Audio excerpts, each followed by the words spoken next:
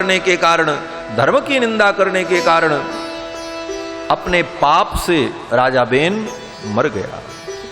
जब मर गया तो ऋषियों ने कहा आप किसको राजा बनावें, इसका तो कोई बेटा भी नहीं।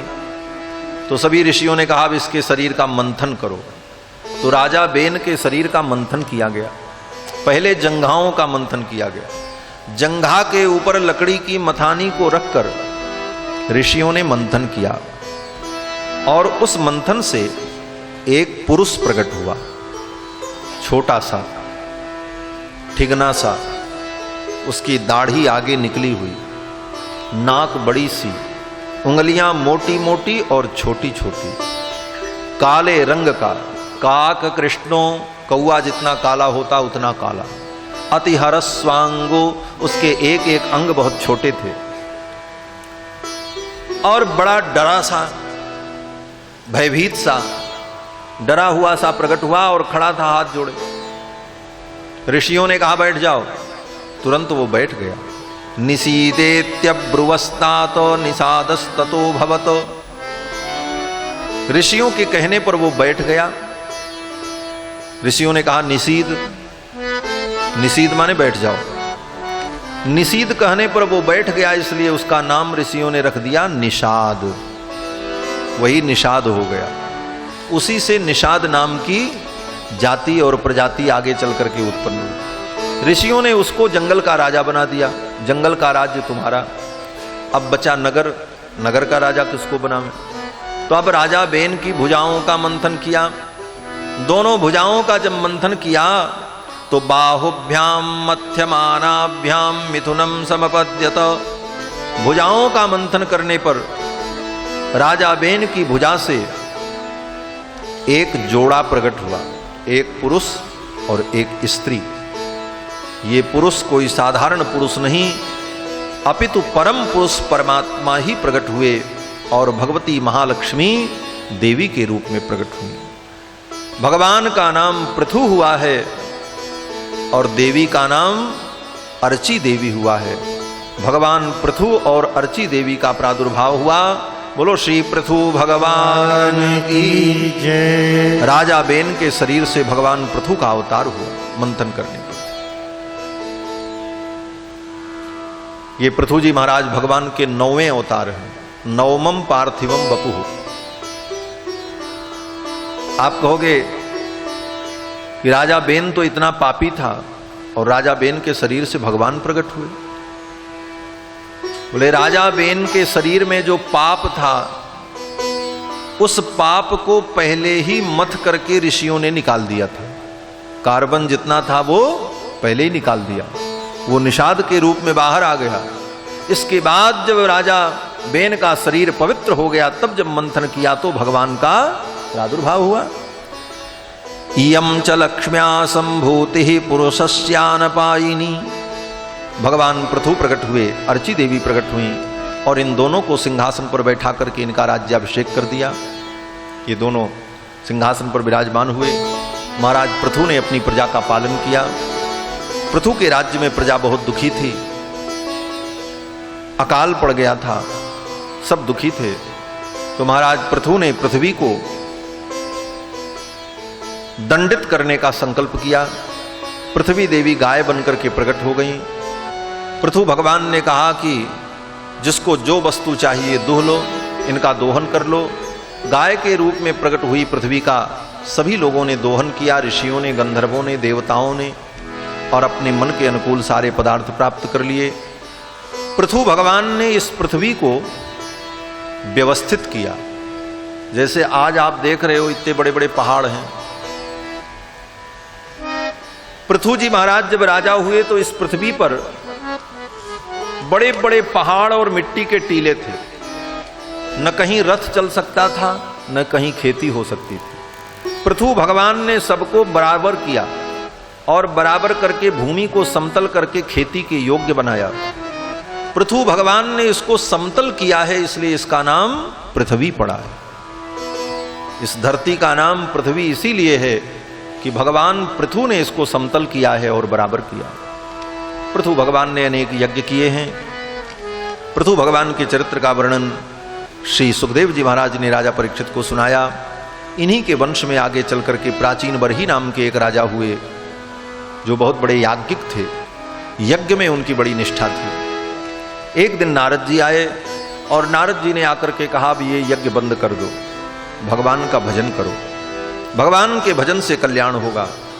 और श्री नारद जी के कहने पर प्राचीन बरही राजा ने यज्ञ करना बंद कर दिया और भगवान की उपासना में लग गए, और प्राचीन बरही राजा को परम गति की प्राप्ति भई।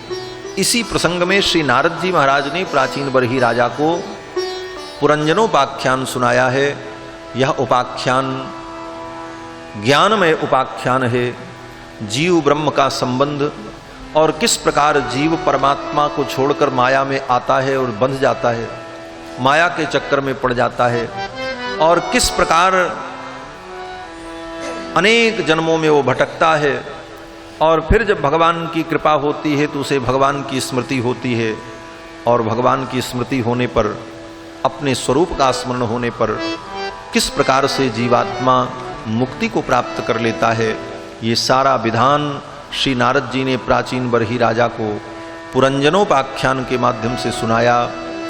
इसके बाद चरित्र आता है कि मनु जी के दूसरे पुत्र प्रियवंश का वर्णन। मनु जी के दूसरे पुत्र जो प्रियव्रत थे, उनके पुत्र आग्नेत्र हुए, आग्नेत्र के पुत्र महाराज नाभि हुए, और नाभि के पुत्र भगवान ऋषभदेव हुए, जो कि भगवान के 8वें अवतार हैं। अष्टमम मेरु देव्याम तु नाभेर जात उरुक्रमः। भगवान नारायण महाराज नाभि की पत्नी मेरु देवी के गर्भ से ऋषभदेव के रूप में प्रकट हुए, और ऋषभदेव के रूप में प्रकट होकर के भगवान ने परमहंस धर्म का उपदेश किया। ऋषभदेव भगवान के 100 पुत्र हुए। ऋषभदेव भगवान के 100 पुत्र हुए, जिसमें 81 पुत्र तो कर्मकांड के विद्वान हो गए, 9 पुत्र इनके 9 योगेश्वर हो गए,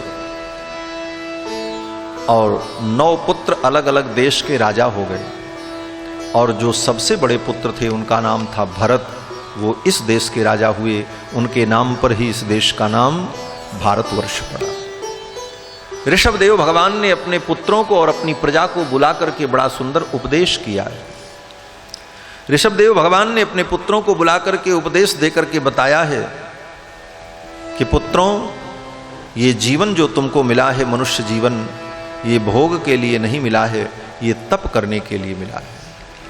इस शरीर को प्राप्त करके तुम तप करो और तपस्या के द्वारा आत्म कल्याण को प्राप्त कर लो। उपदेश करते हुए महाराज ऋषभदेव ने अपने पुत्रों से कहा कि जब तक मुझ वासुदेव के चरणों में तुम्हारी प्रीति नहीं होगी, तब तक माया से तुम मुक्त नहीं हो सकते। प्रीतिर्न यावन मयि वासुदेवे नमुच्यते देह योगेन तावत। जब तक मुझ परमात्मा में तुम्हारी प्रीति नहीं होगी, तब तक देह बंधन से मुक्ति नहीं मिलेगी। अपने पुत्रों को ऋषभदेव भगवान ने बहुत सुंदर उपदेश किया है, ज्ञानमय उपदेश। इनके उपदेश को प्राप्त करके इनके सभी पुत्र और प्रजा के लोग धर्म में निरत हो गए। अपने ज्येष्ठ पुत्र भरत को अपना राज्य सौंप करके ऋषभदेव भगवान जंगल में चले गए हैं। परमहंस वृत्ति से रहते हुए इन्होंने अपने शेष जीवन को व्यतीत किया। दिगंबर रहते, कोई कपड़ा भी नहीं पहनते, जो कुछ मिल जाए खा लेते, जहां मिल जाए वहीं सो जाएं, जहां इच्छा हो मलमूत्र का त्याग कर दें और फिर चल पड़े। ऐसे परमहंस अनेक भारत के पर्वतों पर, जंगलों में विचरण करते हुए इन्होंने अपने जीवन को व्यतीत किया। एक दिन जंगल में आग लग गई। जंगल में जब आग लगी तो अपने शरीर की रक्षा करने का कोई प्रयत्न नहीं किया ऋषभदेव भगवान ने, बल्कि एक पत्थर का टुकड़ा लेकर के अपने मुख में रख लिया। क्यों? बोले शरीर में आग लगेगी तो कहीं पीड़ा के कारण आवाज निकले, और आवाज निकलेगी तो कोई बचाने आ जाएगा। इसलिए मुख में उठा करके पत्थर रख लिया और जंगल की दावाग्नि में ही अपने शरीर को दग्ध कर दिया, और शरीर को छोड़कर दिव्य रूप से भगवान ऋषभदेव अपनी ज्योति में प्रतिष्ठित हो गए। ऋषभदेव भगवान के इस पावन चरित्र को सुखदेव जी ने राजा परीक्षित को सुनाया। इनके ज्येष्ठ पुत्र भरत इस देश के राजा हुए। भरत जी ने भी धर्मपूर्वक राज्य किया है और चौथी अवस्था जब आई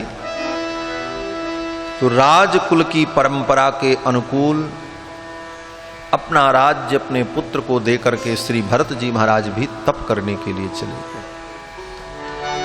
मुक्ति नारायण क्षेत्र में गंडकी के तट पर जाकर के तप किया। इसी तपस्या के क्रम में श्री भरत जी महाराज को एक हिरण का बच्चा मिल गया। कैसे मिला? बोले एक दिन नदी के तट पर स्नान करने गए थे, कोई गर्भवती हिरनी आई पानी पीने के लिए। उसी समय शेर ने गर्जना की। शेर की गर्जना को सुनकर के वो हिरनी डर गई, भागने लगी, उसका गर्भपात हो गया। गर्भपात की पीड़ा से हिरनी तो मर गई, उसके बच्चे को देख करके दया आ गई भरत जी को। भरत जी ने सोचा इसकी मां मर गई, इसको दूध कौन पिलाएगा, इसे तो जंगल के हिंसक जानवर मार देंगे। भरत जी उस बच्चे को लेकर के चले आए, दूध पिला करके, फल का रस पिला करके उस बच्चे को पाल पोस करके बड़ा किया। धीरे धीरे वो हिरण का बच्चा बड़ा हो गया, खूब फुदकने लगा, दौड़ने लगा। अब उसे छोड़ देना चाहिए था, जंगल में जाए, घूमे टहले, खाए पिए, लेकिन भरत जी को मोह हो गया कि ये मेरा है। इतना मोह हो गया कि वो हिरण कहीं अगर आंख से ओझल हो जाए तो भरत जी का मन न पूजा में लगे, न ध्यान में लगे, न जप में लगे, बस आंखों से उसे देखते रहे। ऐसा मोह हो गया। और बंधुओं, मोह ही सारे दुख का मूल है। मोह सकल व्याधिन कर मूला, मोह सकल व्याधिन कर मूला। तेहि ते पुनि उपजहि बहुसूला, तेहि ते पुनि उपजहि बहुसूला। मोह सकल व्याधिन कर मूला, मोह सकल व्याधि कर मूला। मोह ही समस्त व्याधियों का मूल है। जब तक मोह नहीं छूटेगा तब तक भगवान के चरणों में भक्ति नहीं हो सकती। नोट कर लेना, जब तक संसार के मोह से मुक्त नहीं होंगे तब तक भगवान के चरणों की अखंड भक्ति नहीं मिलेगी। गोस्वामी तुलसीदास जी कहते हैं कि बिनु सतसंग न हरि कथा, और तेहि बिनु मोह न भाग। और मोह गए बिनु राम पद, मोहि न दृढ़ अनुराग। जब तक मोह नहीं टूटेगा तब तक भगवान के चरणों में दृढ़ अनुराग नहीं होगा। है? और मोह आ जाए तो बोले मोह से मोहित होकर व्यक्ति को अनेक दुख प्राप्त करना पड़ता है। भरत जी को उस हिरण में मोह हो गया। अब भगवान का भजन कम, उस हिरण का स्मरण ज्यादा। जब देखो तब उसी हिरण के विषय में सोचते, उसी को देखते। एक दिन ऐसी घटना हुई कि वो हिरण कहीं चला गया, जंगल का पशु था, चला गया। भरत जी ने बहुत ढूंढा, वो नहीं मिला। अब भरत जी को चिंता हो गई, कहाँ होगा, क्या खाया होगा, क्या पिया होगा, कहीं किसी शिकारी ने मार तो नहीं दिया, किसी सिंह ने शिकार तो नहीं कर लिया। यही सब सोच करके भरत जी दुखी हो रहे थे। और तब तक भरत जी की मृत्यु आ गई। मृत्यु बता करके नहीं आती, मृत्यु सूचना नहीं देती है। मृत्यु कब, कहां, कैसे आ जाएगी इसका कोई ठिकाना नहीं हमारा। एक महात्मा कहते थे, दुनिया में कहीं जाओ तो लिखा रहता है यहां गाड़ी पार्किंग करना मना है, यहां थूकना मना है, यहां बातें करना मना है, लेकिन दुनिया में कहीं चले जाओ ये नहीं लिखा रहता है कि यहां मरना मना है। मरने के लिए कहीं मना ही नहीं है। क्यों? बोले मृत्यु कहीं भी आ सकती है, जहां जाओ वहीं मृत्यु आ जाएगी, कहीं भी मृत्यु आ जाएगी। दुनिया के किसी घर में आप बंद होकर के छिप करके रहो, मृत्यु वहां भी पहुंच जाएगी।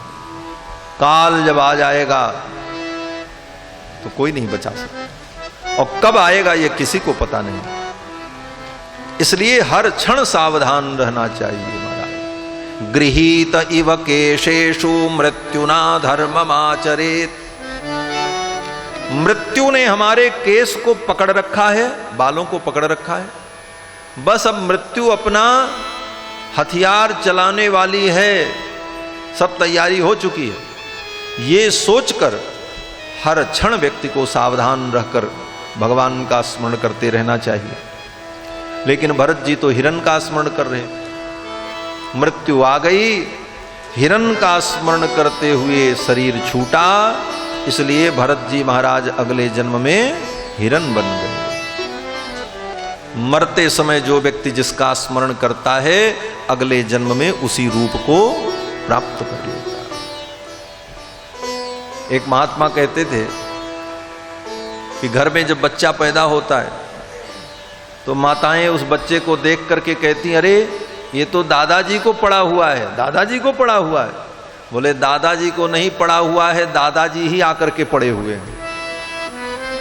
उस मोह के कारण, परिवार के मोह के कारण मरते समय लोग अपने परिवार के बच्चों का, परिवार का स्मरण करते हैं, फिर उसी शरीर संसार में पैदा होते।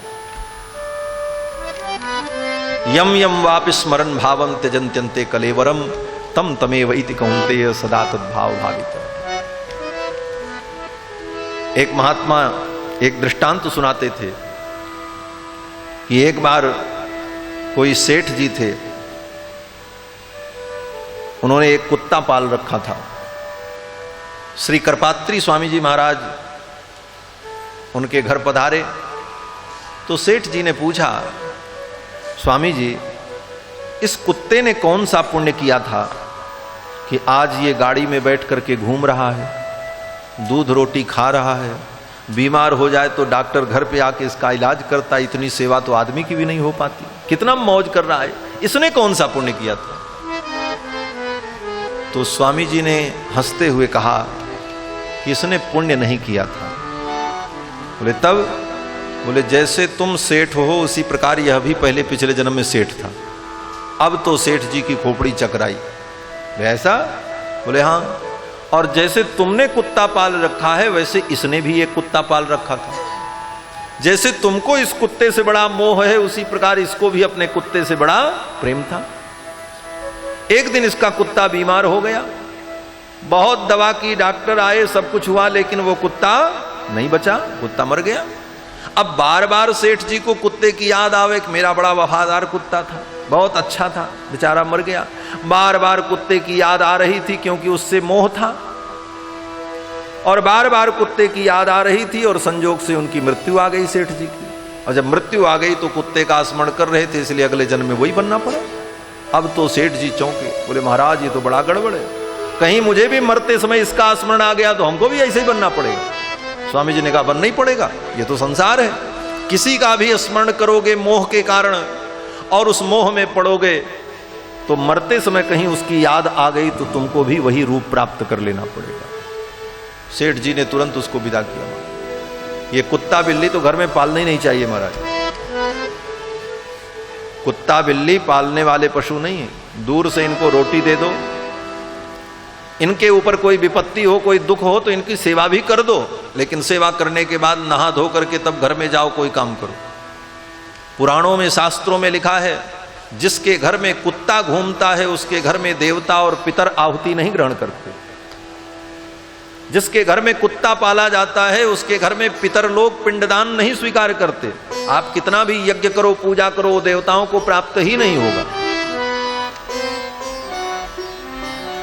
आप कहोगे महाराज वो भी तो जीव है, बोले जीव है, जीव है, उस पर दया करो, भूखा हो रोटी दे दो, लेकिन बांध करके घर में मत रखो, उसको बेडरूम में मत ले जाओ, किचन में मत ले जाओ। बीमार पड़ जाए तो उसकी सेवा कर दो, दवा कर दो, लेकिन फिर जाकर के स्नान करके तब कोई काम करो।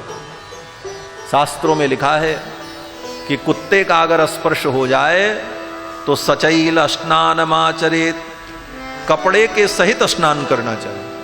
अगर कुत्ता छू गया तो अब कपड़ा उतार के नहाने की जरूरत नहीं, जो पहने हो, जो शरीर पे है उसी सहित नहा लो पहले, तब बाद में कपड़ा उतार। सचैल स्नान इसको कहते हैं। तो कुत्ता और बिल्ली घर में ऐसे भी नहीं पालना चाहिए। पालना है तो गौ माता की सेवा करो, गऊ की सेवा करो। लेकिन गऊ की कोई सेवा नहीं करना चाहता, दूध सब पीना चाहते हैं। दूध गऊ का सब पीना चाहते हैं, गऊ की सेवा कोई नहीं करना चाहता। और कुत्ते को बड़े शौक से घुमाते हैं महाराज, सवेरे सवेरे उठ करके उसकी डोरी पकड़ करके ले जाएंगे। माता पिता की उतनी सेवा लोग नहीं करते जितना कुत्तों की सेवा कर रहे हैं आज के युग में। क्यों बोले, लगता है जैसे वो कुत्ते उनके पूर्वज हों, उनके पुरखा हो। इसलिए बंधुओं, इस विदेशी संस्कृति से दूर हो जाओ।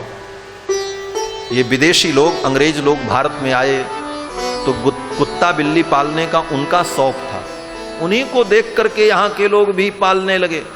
लेकिन अब इससे हट जाओ, ये कुत्ता बिल्ली पालना धर्म नहीं है। सेवा करना है तो गऊ की सेवा करो, माता पिता की सेवा करो, ब्राह्मण की सेवा करो, संत की सेवा करो, भगवान की सेवा करो, इससे कल्याण होगा। तो श्री भरत जी महाराज हिरण का स्मरण कर रहे थे और मरने के बाद अगले जन्म में हिरण हो गए। हिरण योनि में रह करके उन्होंने सूखे पत्ते खा करके अपना जीवन व्यतीत किया। और फिर जब शरीर छूटा तब अंगिरा गोत्र के एक ब्राह्मण के कुल में उत्पन्न हुए और इनका नाम जड़ भरत पड़ा है। ब्राह्मण के कुल में जब उत्पन्न हुए तो सावधान हो गए कि अब अगर कोई गड़बड़ हो गई तो हमारा यह भी जीवन बेकार चला जाएगा। और बचपन से ही अंतर्मुखी हो गए, भगवान का भजन करने लगे, किसी से कुछ बोलना नहीं, किसी से कुछ कहना नहीं। और फिर परमहंस वृत्ति से रहते हुए इन्होंने अपने इस जीवन को सार्थक बनाया। कैसे सार्थक बनाया भरत जी ने, ये चर्चा हम सायंकाल के सत्र में करेंगे। भरत जी महाराज का चरित्र क्या है तो भरत जी का चरित्र बड़ा विस्तृत, लेकिन सायंकाल के सत्र में संक्षेप में भरत जी के चरित्र का हम स्मरण करेंगे। उसके बाद आगे की कथाओं का स्मरण करेंगे। इस सत्र का यहीं पर विराम, 12:30 बज गए हैं। अब थोड़ी देर भगवान नाम संकीर्तन कर लें, इसके बाद आज के इस सत्र का यहीं पर विराम। बोलिए श्री सीतारामचंद्र भगवान की जय, श्री श्रीनाथ जी महाराज की जय, श्रीमद्भागवत ज्ञान यज्ञ की जय। जय जय श्री राधे श्याम। श्री राधे श्री राधे, राधे राधे श्री राधे, श्री राधे श्री राधे, राधे राधे।